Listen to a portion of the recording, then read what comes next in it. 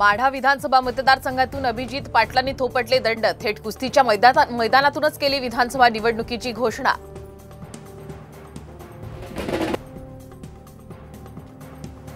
कोथरूड विधानसभेवरून भाजपात रस्सीखेच। अमोल बालवडकर कोथरूडमधून इच्छुक। पक्ष मला नक्कीच संधी देईल, अन्यथा योग्य तो निर्णय घेणार, बालवडकरांचा इशारा।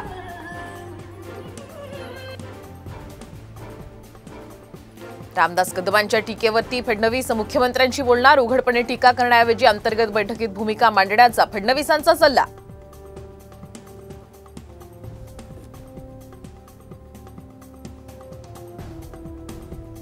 एमआयएमच्या पत्रकार परिषदेमध्ये इम्तियाज जलीलांसमोर राडा। मुंबई प्रदेश अध्यक्ष बदलल्यानं कार्यकर्त्यांनी घातला गोंधळ।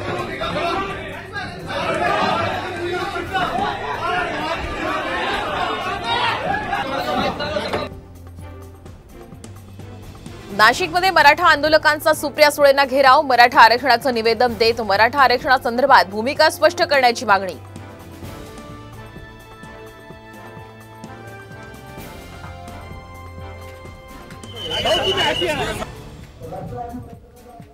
रायगडात महायुतीत धुसफूस। आमदार महेंद्र थोरवे यांच्याकडून अजित पवार गट विश्वासघाती असल्याचा आरोप। थोरवेंचा अप्रत्यक्षरित्या तटकरेंना इशारा।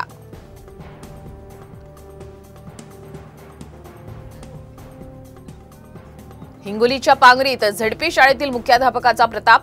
शालेय पोषण आहाराच्या तांदळाची काळ्या बाजारात करत होता विक्री।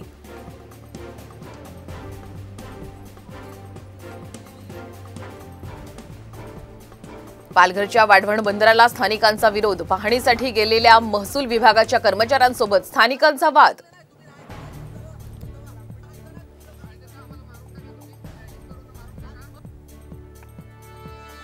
अहमदनगर जिल्ह्याच्या उत्तर भागातील धरणं भरली। जिल्ह्यातील धरणांमधून विसर्ग बंद।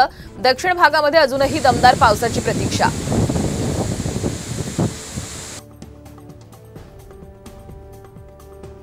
मालवणच्या सर्जेकोट समुद्रामध्ये मासेमारी बोट बुडाली। बोट छोट्या खडकावरती आदळल्यामुळे 3 मच्छीमारांचा मृत्यू।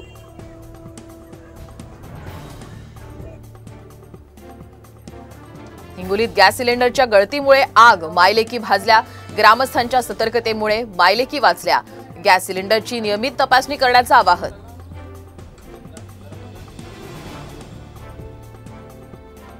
नाशिकमध्ये निर्यातक्षम डाळिंबाला 211 रुपये किलोचा दर।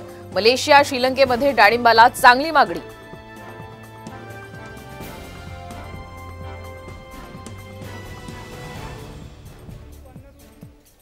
जळगाव जिल्ह्यातून यंदा 4 देशांमध्ये केळी निर्यात। 2200 रुपयांपर्यंत भाव। इराण, इराक, संयुक्त अमिराती, तुर्कस्तान, सिंगापूरमध्ये जळगावच्या केळीला प्रचंड मागणी।